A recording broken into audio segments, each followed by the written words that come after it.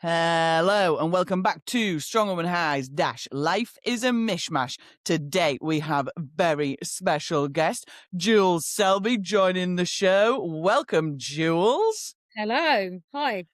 Hi, nice to have you on. So, do you want to give a brief elevator pitch introduction to who you are, what you're all about for people on the pod?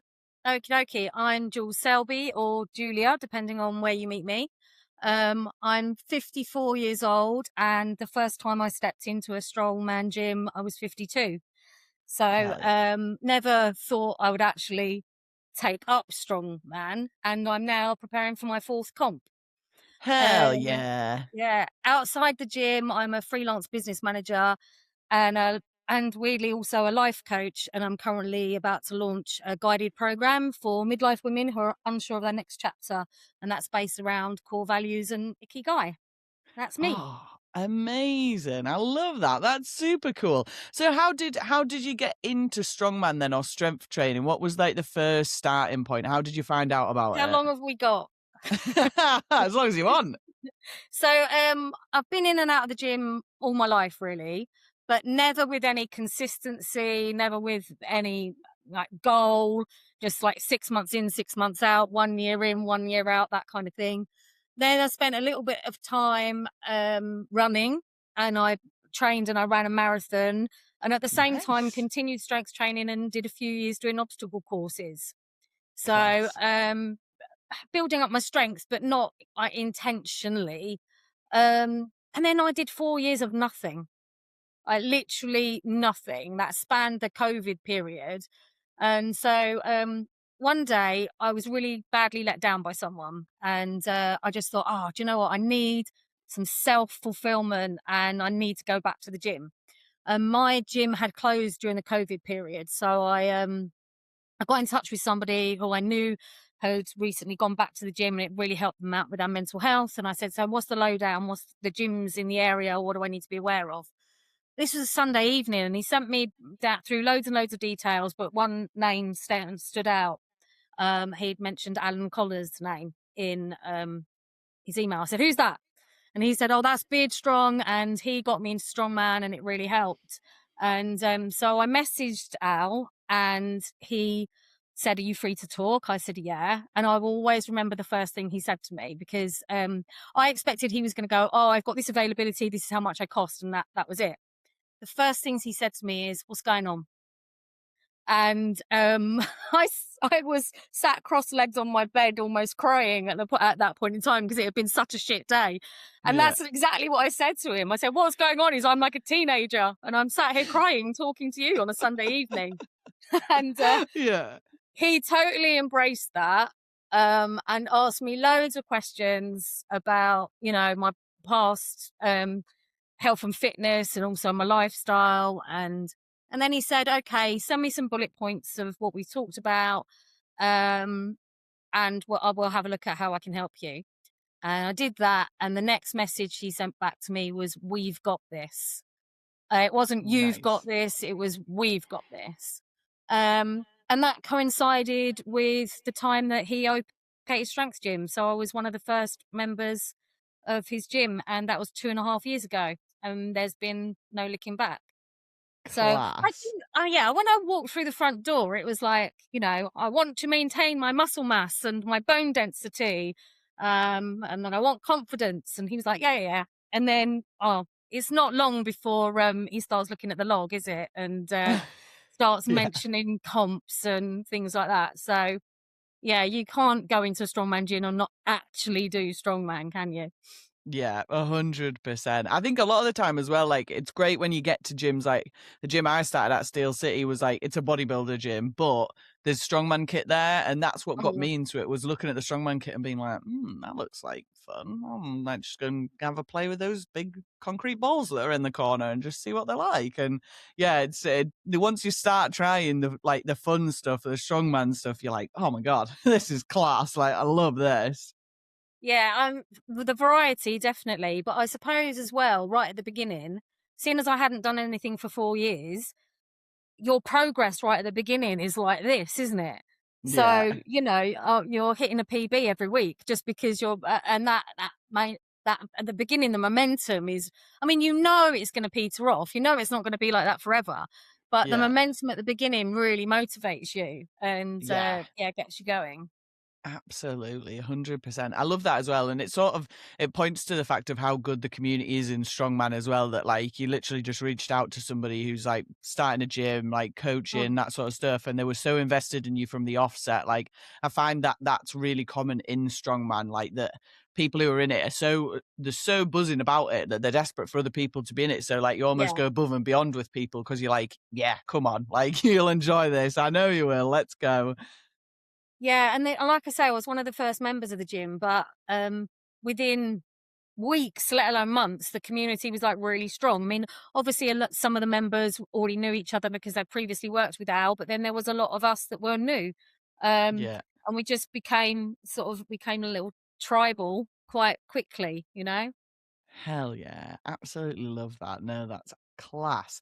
So much fun as well. And like brave for you as well to just be like, yeah, fuck it. Go on then. Like speaking to this random guy online. Yeah, all right, I'll come and meet you and go to the gym. Like, what could go wrong? Yeah, and I'd worked with coaches before, not in one-to-one, in like group sessions, and they'd like been women. Or in my 20s, I'd kind of worked out in a gym that was all machines and things like that. This was the first time that I was going into a spit and sawdust, iron works gym. That was Yeah. it's probably where I'm most comfortable. But at first, it was quite difficult because even though I talk a lot, I'm actually an introvert, and so being around groups of new people isn't my comfort zone. But again, Alan was he recognised that. So if I went in on a really really busy Saturday, and I walked in and you could see like rabbit in a headlights, he would just catch my eye across the gym and kind of smile at me and go, "It's okay." It's okay, and now I've been there 2.5 years. It's fine. I can walk in there no problem now. But Yeah. yeah, it was difficult at first. Yeah. No, amazing. I love that. I love it. It always just promotes the community. I love it on this podcast because we talk about it every single fucking episode. But Mm. like, it's just class. It shows how good the community is because everyone mentions it. So I think it's awesome. But on that note, let's move on and then go on to your strong woman highs. Then, shall we? Mhm. So my high was at a comp at the unit in Ilkeston last Yeah. November.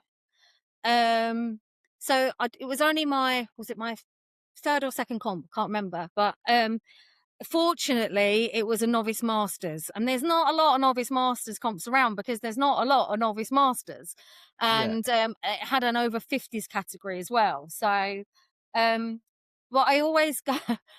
My self confidence isn't up here, so I always go into a comp thinking, I'm going to be last, always, and I'm going to embarrass myself. And I kind of got lucky in the first event that I was on last, and it was an axle deadlift with a trump, and none of the other ladies did the trump, and Yeah. I knew I could do the trump.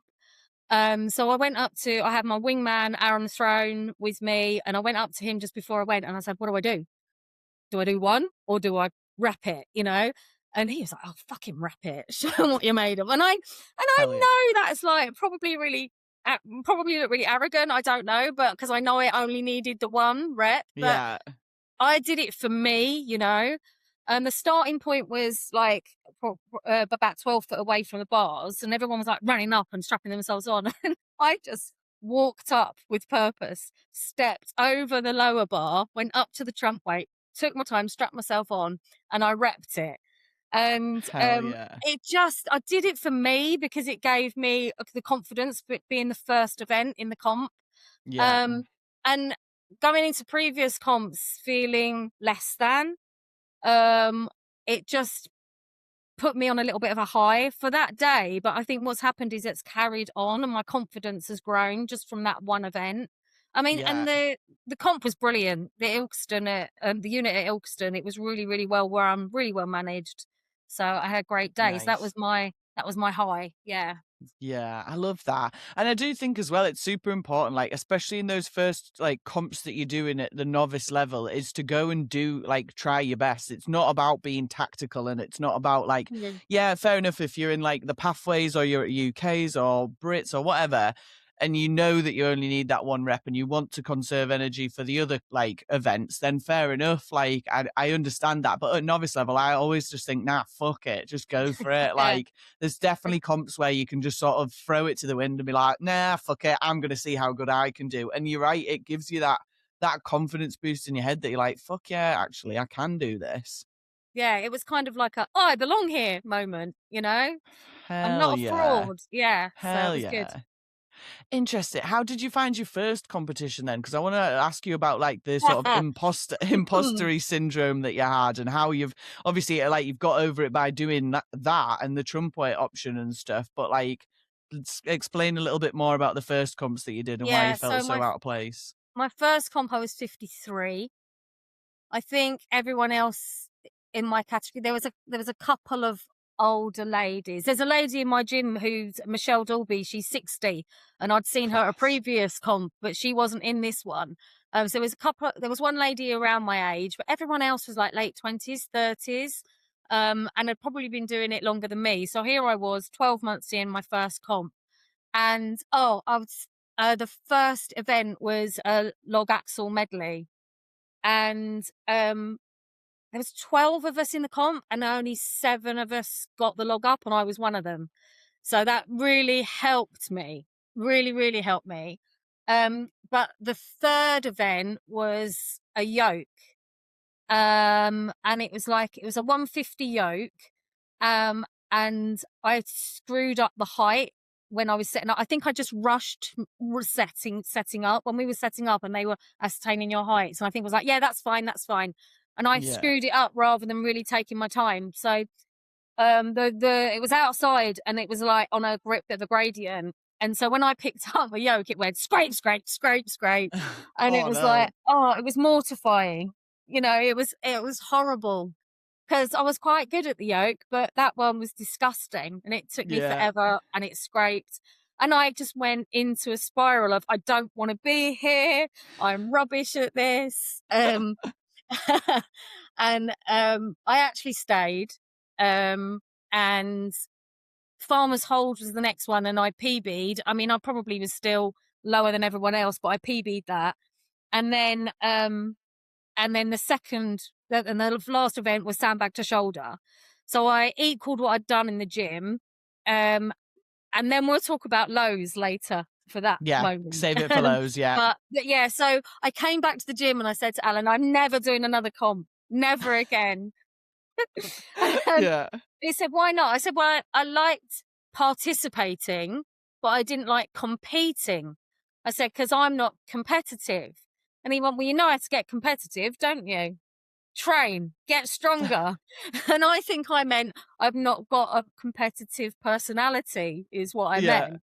But he's just like, well, get bloody stronger then. And so a year later, I did another comp, even though I said I'd never do another one. So there we are. Hell yeah, I love that. And has your perception of comps changed then? Like, do you enjoy comps now?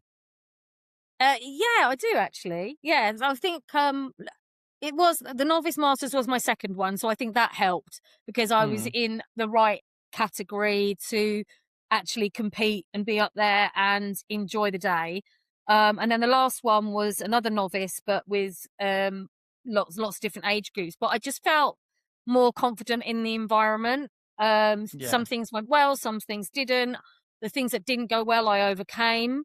I dropped the axle on my thigh. Like in the gym, I would have dropped back from it, stepped back from it. But in the comp, I decided to try and catch it with my thigh. I thought that'd be a really good idea.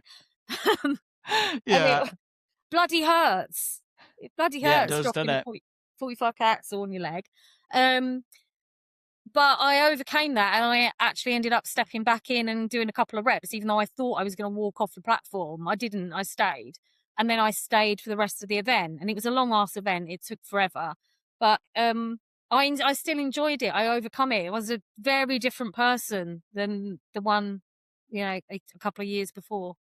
Yeah, 100%. I love that. And I do think you do change as comps go on. Like the more you do and the more experience you get at them, the more you change as a person and the way you deal with comps Hmm. changes as a person too. Like I know I go through phases with it where I get like really competitive, and when I know I'm training well, I can be like super competitive at comps and like nothing will psych me out. And but if I've got like a bad time in my life and stuff's a bit like hectic and there's a lot going on, I go into comps and I'm like, fuck, like, oh my God, why am I here? Like, I shouldn't be here at all anymore. And I still get that now, like fucking 6 years in. So it's interesting how you do just like fluctuate through the competitions and it changes as you go on.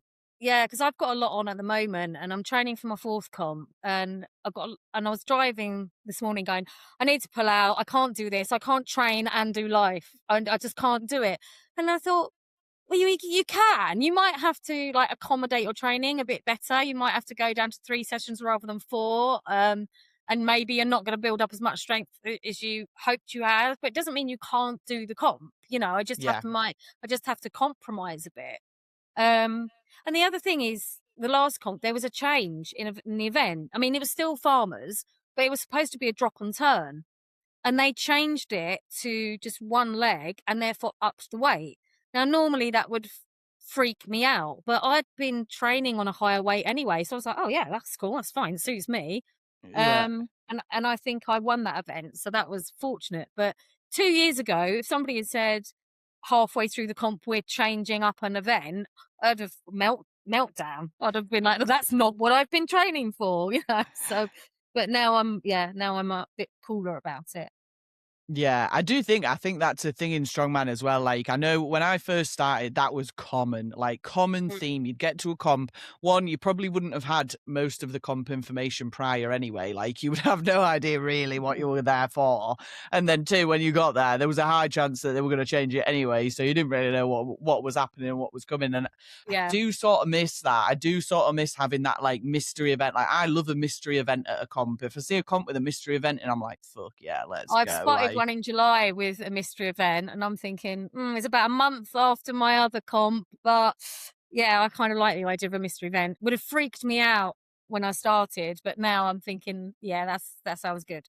yeah, I think the further you get into strongman and you understand like the old realms of strongman, you're like, oh Mhm. yeah, like I don't want to know what I'm doing. I'm just here to be strong and hoping for the best. No, I love that. Absolutely love that. Right, well let's ruin the good vibes then and move on to your strong woman lows, shall we?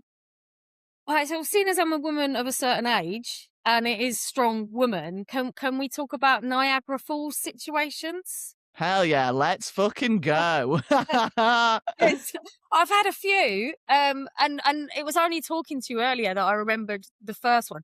So I've had 2 comps where we've been down to 1 toilet, and one of Yeah. those comps was 70 athletes plus spectators.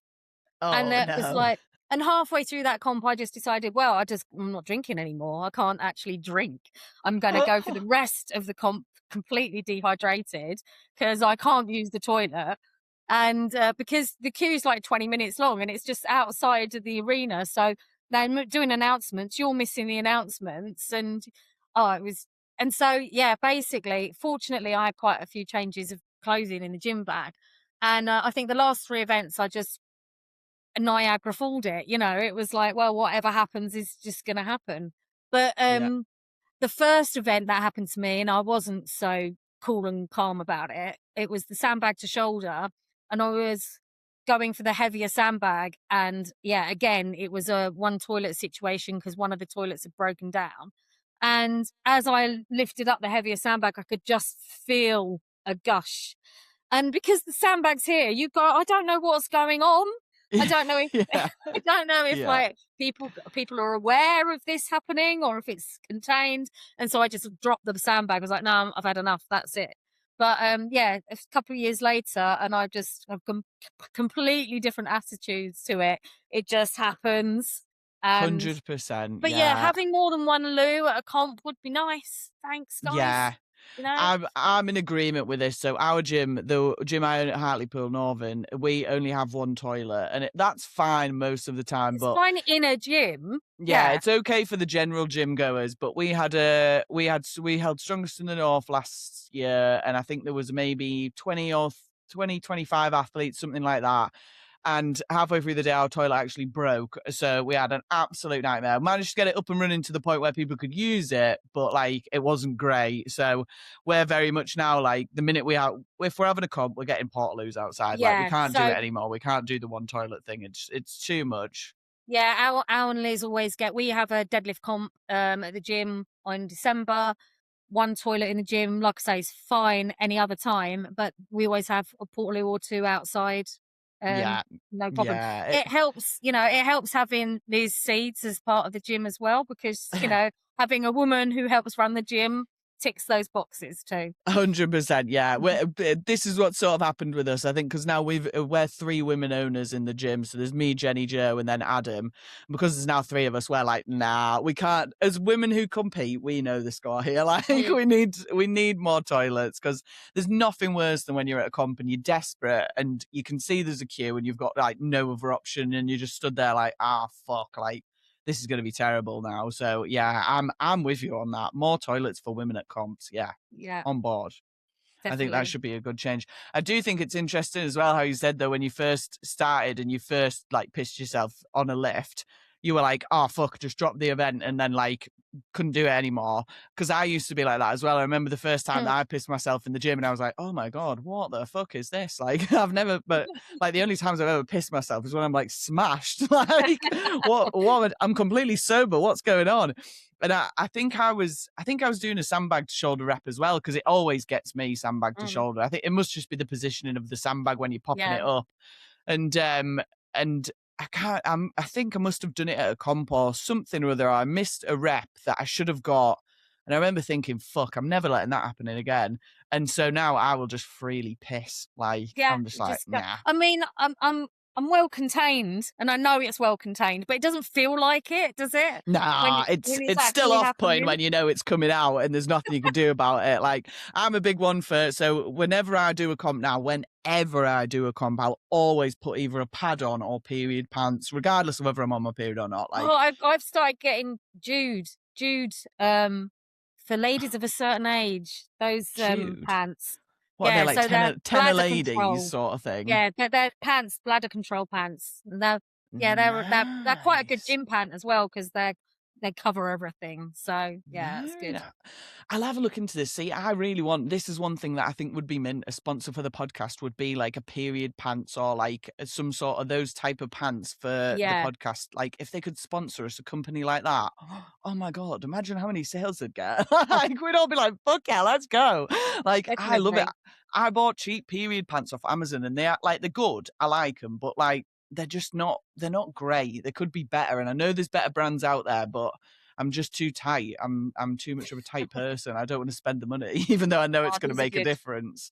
But yeah, I'm a big agree. I will also say as well, like this is probably too much information for the podcast, but seeing as we're on the topic, fuck it, I don't care.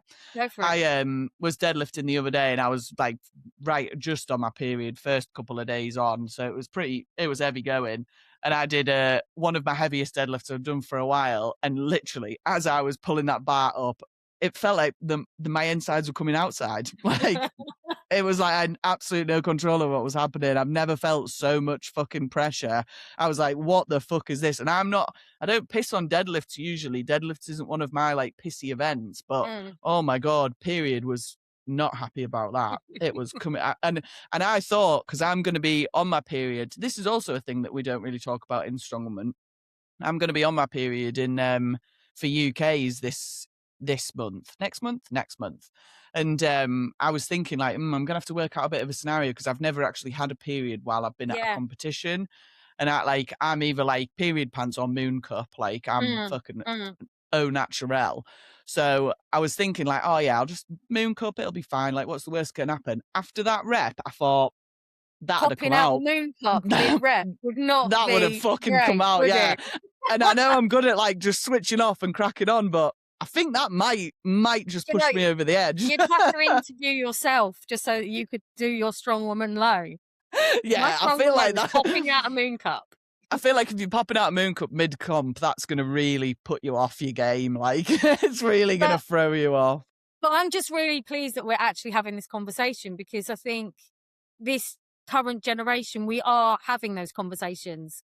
And not just in our sport, but in loads of other sports. And I think in 100%. previous years, it wasn't, it was to, why is it a taboo subject? 50% of the population, 50% Yep. of my gym are women, so we openly have these conversations in the gym, no problem whatsoever.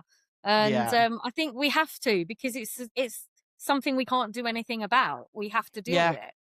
Absolutely, and it's the same for, like, periods, it's the same for, like, menopause, stuff like that, like, Mm, it's not spoken about enough, so the more that we can talk about it and the more that we can put content out about it, like, the easier it's gonna be. Because, like you said, too right, 50% of us are fucking women, like, it's happening to probably more of us. I think, isn't it 51% of the population is women? yeah. Like, so it's happening to more of us than it is not, so, like, Mm, we need to talk about it. We need to make it like an easy subject to discuss, because it's all well and good discussing it with your mates in the gym, but that's like a very small part of like the women's population. Like there's so many other mm, women out there who say might be thinking, oh fuck, well I can't go to the gym because I'm on my period. Like I can't yeah. do this because I'm like I don't have great bladder control. Like And this, also, the thought of stepping into a strongman gym that is perceived to be very macho masculine, if you're on your period, or or menopause of an older woman, but actually they embrace it. The guys embrace it. They're absolutely fine talking about it. I mean, there's 3 of us in my gym that are over 50, 2 of them are over 60.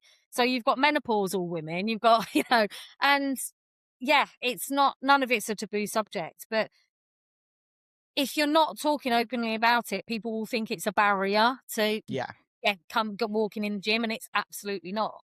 yeah, So a that's hundred why percent. I'm really pleased that Strong Women is becoming more of a platform. Because I grew up watching, I'm a child of the 70s, I grew up watching Strong Man at Christmas, and I watched Strong Man. It was only in the last 10 years that we started actually watching Strong Women. And I'm really proud of that, that we will see it more,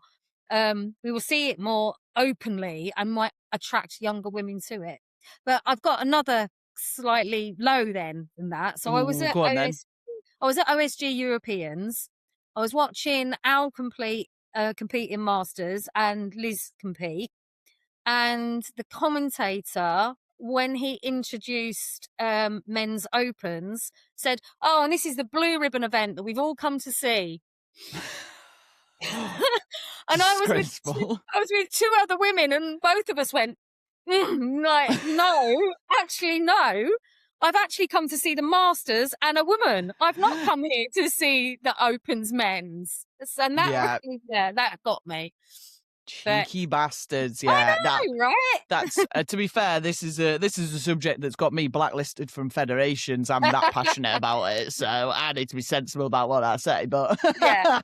no, I totally agree. Like, but I think that the times are changing, and the perception is changing, and I think as well, like when you look at it, the bulk of strongman now is like, especially the sport and like the way it's going, the majority of it is women weight classes and like men's weight classes and masters that are like holding the sport together. There's not, Yeah, I know that there's like the open men's, but they've had world's strongest man for, like you said, like years, absolutely yeah, years. They've been going since the like 70s and 80s. Like they've had that for years. And yeah, it's progressed, but has it that much, or has it been the weight classes that have actually progressed strongman to where it is mm, now? Because if it was still just basing it on the opens men's and even just the opens women's, like it wouldn't be where it is today. Like it's the fact that yeah, strongman has become so inclusive, and we have so many different weight categories, we have so many different age ranges, we have pretty much, it doesn't matter what you look like, who you are, how old you are, you can compete in this sport now,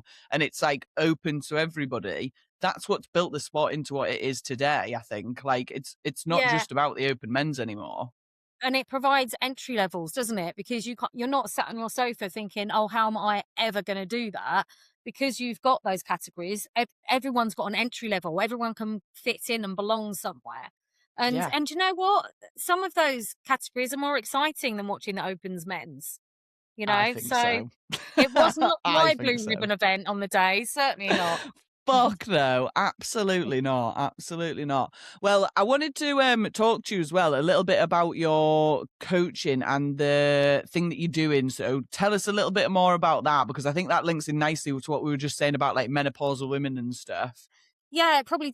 Yeah, I mean, this took me 10 years to sort out myself. So I'm coaching based on my lived experience because I don't want other women to take 10 years to do this. And it's basically women, and maybe men, if men want to, they can come along. But women get to a stage in their life when they're like, "Oh, what's my next chapter?" And it's often, you know, kids are in secondary school, they've left home, and then there might have even been a divorce, or even a woman I've spoken to recently who's going semi-retirement. And they're like, well, what about me? What do I do? What am I interested in? What I've lost myself. I've lost my sense of purpose about me. And so it's a program, it's a guided program. So it's not like one-to-one talking that goes on forever. It's a 12 module program that starts with looking at your core values. So, you know, what really is important to you. And then it goes into looking at ikigai, which is a Japanese concept. I don't know if you've ever heard of it. No. Um, so you know the blue zones around the world, the Yeah. places where people live long, healthy life. Well, there's one in Japan, and a couple of Spanish guys, one of them who lived in Japan, the other one joined him, and they went over to investigate this. And they found out that the stuff that you would expect, that their diet's great. They're outside all the time. They live in really good communities. So those sort of things help with the longevity of their life. But what they found in this environment, this community, is they live happy, purposeful lives. And that's what they think extends it. So ikigai, there's a number of translations, but a lot of them means living a busy, purposeful, happy life. Yeah. So these guys kind of westernized the model, and you might have seen it's a Venn diagram with 4 circles.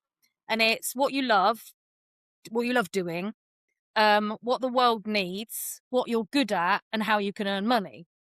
And each of those intersections have got like that your vision, your passion, your vocation. But if you get all 4 aligned in the middle, that's your ikigai, that's your purpose. But I Yeah. think the bit about how you earn your money and stuff, that's a bit westernized. So I kind of translate the Japanese part of it in there, and that can be about what you do on an everyday. It might be volunteering, it might be your own garden, but you know, the thing that's important to you. And if you can get all 4 of those aligned, then that becomes your reason for getting up in the morning. Yeah. But it's not enough just knowing that. You then have to start making decisions about your life that live um, intentionally and authentically with your core values and your purpose. And sometimes that's hard because you might be in a job that is not aligned at all and you're wondering why you're not happy. And then you're like, oh, okay, that's why I'm not happy. So Yeah. you have to then start making those decisions. So the next thing is acceptance and commitment therapy. So you accept the things you can't change and you commit to your decisions being aligned with your your core values and your purpose. Yeah. And the last thing is the icing on the cake. It's the self-determination theory. And that's when you become autonomous and you get the confidence to live like this and you're ready to take this into your life. Because when you're particularly midlife women, when you all of a sudden turn around and say, right, I'm going to be the center of my life now, and I'm going to do these things for me, that can be a bit frowned upon. So you Yeah. have to grab the confidence to go, no, this is what I am doing for me and I'm ready. And so that's Yeah. where the program takes you. Amazing. That sounds so cool. I love the sound of this. Sounds Launching in the really summer. good.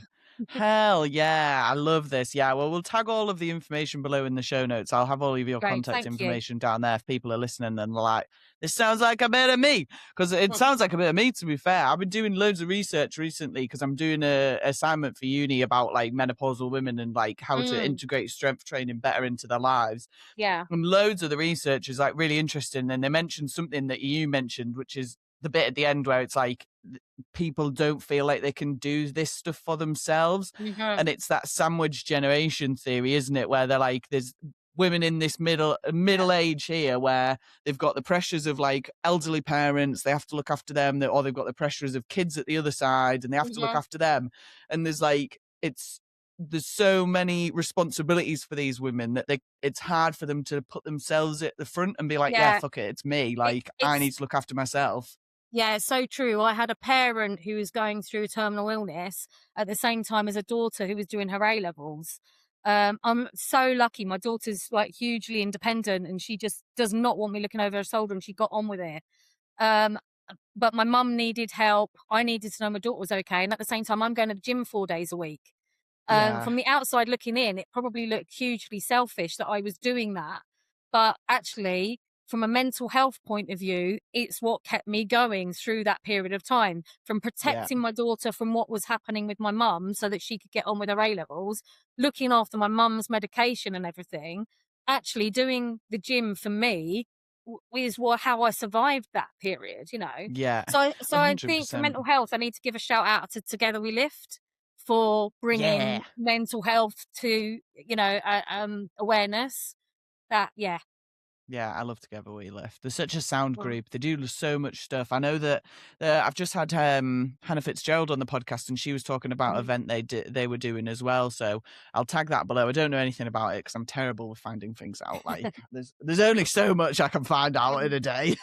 But yeah, she was mentioning about an event that they were running. But yeah, Together We Lift do so much good stuff for the sport and just for like mental health in the community, I think. And Yeah. it's just super important, isn't it? Like I think a lot of people get into this sport because they need that thing. They need that thing to allow them to go, yeah, I can be a little bit selfish now. And it's usually because there's other shit that's gone on beforehand, isn't there?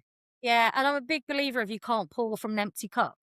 So I think, Absolutely. you need to make sure that you're fulfilled first before you can help fulfill others. Yeah, Um, yeah, it's 100%. my No, philosophy anyway. I totally agree. No, I fucking love that. Well, seeing as we're already onto your philosophy, what would you say to yourself when you first started the sport? I had to write it down so I didn't forget it.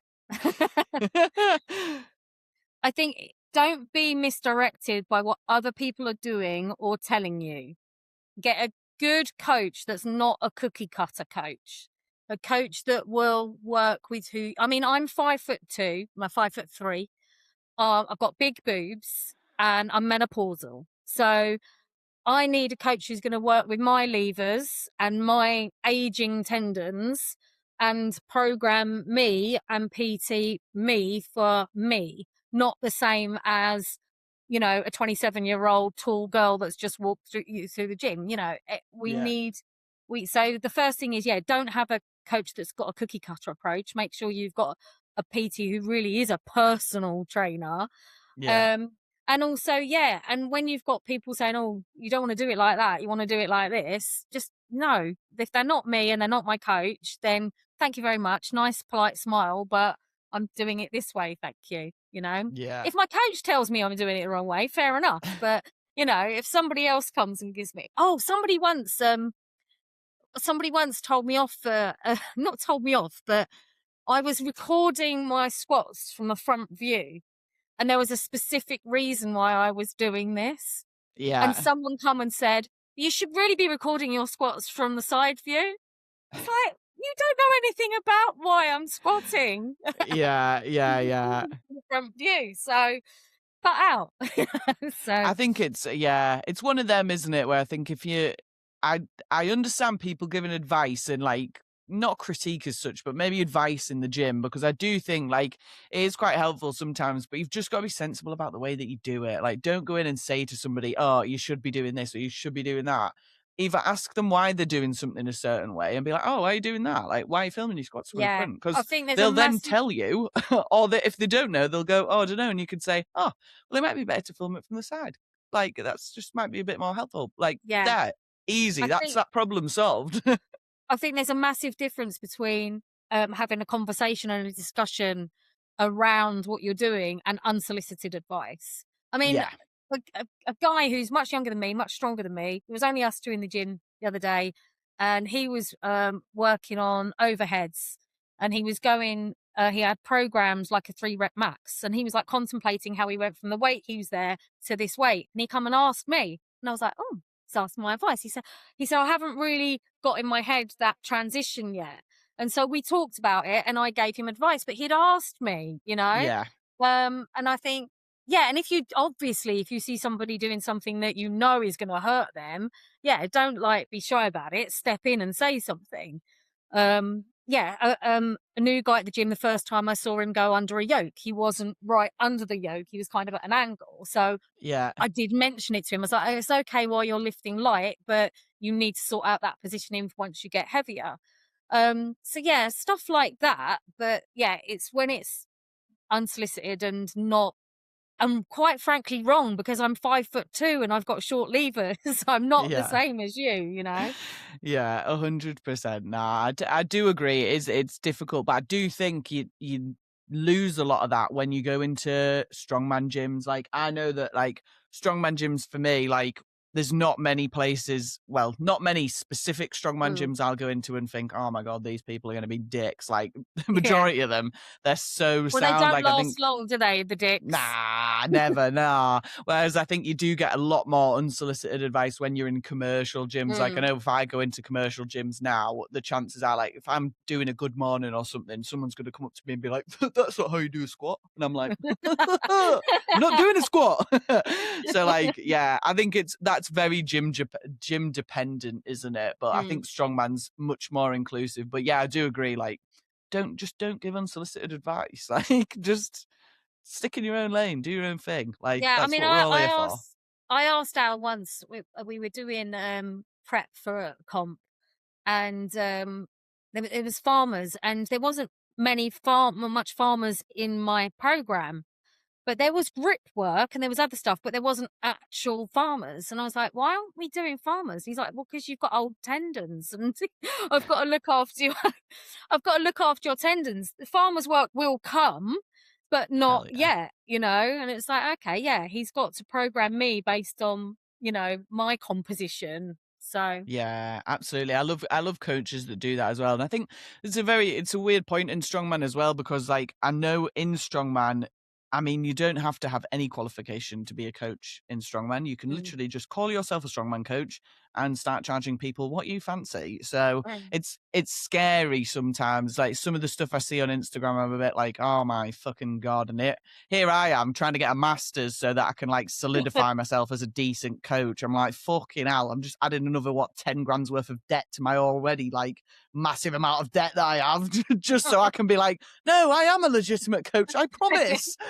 But yeah, I do agree. Like finding a coach that personalizes stuff to you. Like I know I've been with Molly now for like 4 or 5 years and she's just belter. Like she knows me inside out. She knows I But she won't knows train your more than mindset as well.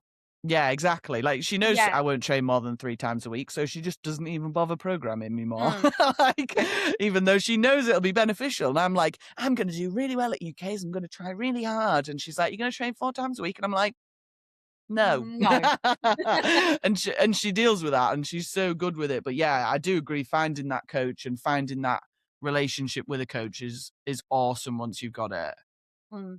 Yeah, he definitely understands how my brain works and what gets me going and what doesn't, you know. And that's changing as well. I've actually had some hypnotherapy sessions recently to help with that because I've Hell yeah. got a real negative inner voice that Yeah. just goes, "No, don't want to do that.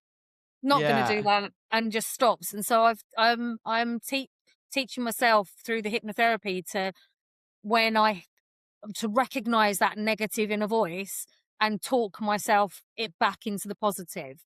So, and he Nice. knows I've got that. He knows I'll get halfway down the track with something and stop, and he goes, "What hurt?" And I'll say, "Nothing." "Why did you drop Yeah. it then?" "Well, I didn't want to do it anymore." So Yeah, I yeah. don't want to do it, and now we're overcoming that. We're overcoming that, but it Oh, yeah. takes time. Yeah, I love that. I'm a hypnotherapy stan. Chloe Brennan did some hypnotherapy for me for my deadlift, and it made a fucking huge difference. Like, Mm, it's still definitely a work in progress, but it put me on the steps forward to like not letting that psych me out all of the time for mm. sure. It's made such a big difference to it. So yeah, I'm a big believer in hypnotherapy. Your subconscious is fucking dealing more than you think it is. Like, Yeah. it has Yeah, way more definitely. control over you than you think. You're like, oh, Mm. my subconscious is, no, it's, I'm in control. Ah, you fuck. Your subconscious is Yeah, doing its own thing. Like, mine definitely exactly. is. Mm. Class. Well, seeing as we're already on to a bit woo-woo stuff, let's move on to the final part of our podcast, which is the silly goose section. Silly goose. It's silly goose time, where our lips get loose and our minds run free. Silly goose. It's silly goose time, where we chat a load of shit that's of absolutely no use. It's silly goose time. So, do you have a silly goose that you would like to bring to the table? I do, but Exciting. but I don't know what the longevity of it is, because it's kind of like a yes/no question. Okay. So my We'll question try it. is cereal soup? Oh, I think we've had this Oh, have you? question on the pod. Yeah, I've had this a couple of times recently where people have said to me, I think, like, you've had this question on the pod before. Hannah Fitzgerald was a nightmare the other day because she has listened to like nearly all the episodes, and she's like, I've heard these ones before, and I was like, fuck. So I think maybe it wasn't cereal. Maybe it was something else that someone was questioning was soup. Maybe it was like coffee or tea. I can't remember, but we have had this question on before, but I don't think I'm buying that cereal's soup, because cereal is cereal. And when I was a child, I used to fucking hate milk, like really hate milk. So I just wouldn't eat, I wouldn't drink, I wouldn't have milk on anything. I fucking avoided it at all costs. So I just eat dry cereal. Like, I was really weird. Yeah, that is So weird. yeah, for me, cereal definitely isn't soup, because there's a chance you could just eat it dry, and therefore it's just like tiny biscuits, isn't it? Yeah, but is a hot tub with humans in human soup? Because Yeah, that's hot, isn't it? absolutely. So that's human soup, isn't it? Yeah, 100%. Hot tubs are human soup, which is another reason I never go in them. I feel like it's the fucking greatest way to get athlete's foot, and which is one of my biggest fears in life. So yeah, fuck that. No, I'm not a big fan of human soup. No, but do you think cereal is soup though? Well, the thing is, I don't can't remember the last time I actually had cereal, because I meal prep, so it's overnight oats every bloody day, and my overnight oats are really thick as well. So Mm, it's almost like eating baked oats, even though it's not, because I don't. yeah. So, but since I heard the question, I think if I ever do have cereal again, I will be contemplating whether, if I do have cereal, have you got? This is another thing. Have you got a favorite spoon? Because I've got a favorite spoon in my house, and if I do have cereal, I will eat it with my favorite spoon, which is a soup No. spoon, which is I, literally like a mini ladle. yeah, I So, get that. I do That's eat not my cereal flavor with of a soup autism, spoon. though. No, I've not got into favorite spoon grounds yet. I'll eat fucking anything with any spoon. I'm not fussy about me cutlery, but that's because I'd probably eat with my fingers, to be honest. Like, when I was really young, and I hated milk, and I also hated the taste of a cold metal spoon on a morning. So I did used to eat, like, my mum used to give us Crave. So like, I was eating just fucking Crave all the time. So I just used to eat with my fingers like a child. Yeah. Well, I was a child, so it was all right, but I would probably still eat it with my fingers now, though. I fucking love Crave cereal, though. It's the best. No one can tell me that any other cereal has anything on Crave. It is fucking unbelievable. You'll never turn down a bowl of Crave, I feel like. I'd always be in the mood for a bowl of Crave. Dry Crave. Yeah, A bowl no, of I will dry put it with milk. Crave. I'll put it with milk sometimes now. Sometimes if I'm like feeling a bit out there, I'll be like, oh, I'll have a bit of milk. And in my head, I'm like, you're so healthy. Getting that protein in. Right, so There's in the like a tiny 70s, drop of milk. I'm sure it must have been a 1970s thing, because I don't think I've seen it like in later life. I have seen people butter a Weetabix and Oh, eat yeah. it like toast. Yeah, I've seen that before as well. Or just sprinkle sugar on it and eat the Weetabix like it's a biscuit. In Yeah. my head, I've never eaten a Weetabix dry. because I just don't think it would be physically possible. Like, No, surely just that's go everywhere, wouldn't it? yeah, it's just going to fill your mouth with dry, like flaky crumbs. Like, surely you can't swallow that. Like, you'd have to be drinking water or something with it at the same Yeah. time. That's almost like it's a knockout competition in itself, isn't it? Like, how many dry Weetabix bricks can you stomach? Yeah. Maybe But that could be maybe our that next should have competition. been my silly goose question. How How many many? dry Weetabix Well, can you stomach? this can be this is our new silly goose question then, because I had one saved, but I'm going to save it for my next guest now because you've given me loads here. So yeah, I don't even think I could do one. I think I'd struggle to eat one. I'd struggle, I think. Yeah. Yeah, I don't. Yeah. Do you know what? Even thinking about it, my mouth is drying up just thinking about it. Yeah, have you ever done that? Was it the cinnamon challenge that everyone was doing at one point where Oh they had to God, just no, I put a couldn't. teaspoon of cinnamon? In my head, that's what it's going to be like. It's going to be like you Yeah. put something in your mouth and it's just so dry. Or if you have a dry scooper like pre-workout and it's just that instant dryness that fills your mouth, like that's what I feel like eating a dry Weetabix would be like, and I'd choke. Oh, see, that's where you benefit. I can't have pre-workout. I don't have caffeine. Oh, do you not? No, to be No. fair.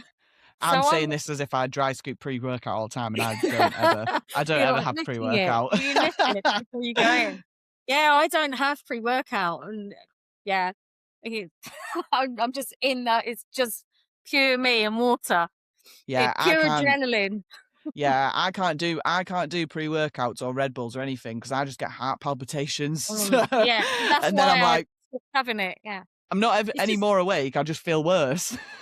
my pre-workout is menopausal rage. That's mine. Yes, I fucking love that one. I fucking love that. That can be everyone's pre-workout of choice. Fuck yeah. Nah, well, this has been amazing. Thank you. This was a fucking great silly goose as well. Really unhinged. My favourite ones. So where can people find you then if they want to follow along with your journey, and anything that you want to plug or anyone that you want to shout out before you go? Okay, so my personal Instagram is at Jules Stamford. And for the coaching is at Heart and Horizon Coaching, and the gaps in between the words are underscores. So at Perfect. underscore heart underscore and underscore coaching. Yeah. Yeah, perfect. I'll tag it in the show notes below so that everybody knows. And then anything that you want to Thank promote you. or Well, anyone you want to shout out before you I go? decided to wear the Dedicated Strengths Gym t-shirt because Hell yeah. he would have killed me if I didn't. So yeah, if anyone's ever in Peterborough, then come along. If you come along on a Saturday, sometimes Claire Myler's flying past. So Hell yeah. Yeah, it's a good vibe in there on a Saturday, and yeah, we're a good tribe. Come and see us. Amazing. Yeah, I love that. Well, thank you so much for being on the podcast, Julia. I was going to call you Julia, and then I thought it's Jules, and I was like, it's Julia. Which do you prefer, though? Which do you prefer? I think it's Julia when I'm being professional, and Jules every other time. Yeah, Jules for friends only. Yeah, I'm calling you Jules then. We're friends. Nah, amazing. Well, thank you so much for being on, Jules. It has been a pleasure. No problem. And we hope you all enjoyed this episode, and we will see you all on the next one. Goodbye. Thanks for listening to this episode of Strongwoman Highs, and I hope you enjoyed it. If you want to support the podcast, then please give us a follow on Instagram. Or if you would like, we're also on buymeacoffee.com/strongwomanhighs. This is where you can send us tips, or you can also join our membership area, which is $5 a month or £4 a month. It's the silly gosling level. We'll post out any extra content that we get on there, and hopefully a few little free giveaways of things as well. The podcast currently doesn't cost a lot to run, which is what we're trying to keep it as, but we would like to be able to cover our costs, and also once those costs are covered, any profit that is made on Strong Woman Highs will be getting saved up and put into a pot for future Strong Woman competitions that we can sponsor. So if you have a Strong Woman competition that you'd like to be sponsored, or if you want to be on the podcast, then give us a shout, send me a message on Instagram or on YouTube, anywhere else you can get us, and we'll get it sorted, because the more women that we can get on, the better. Thanks for listening and watching. Bye!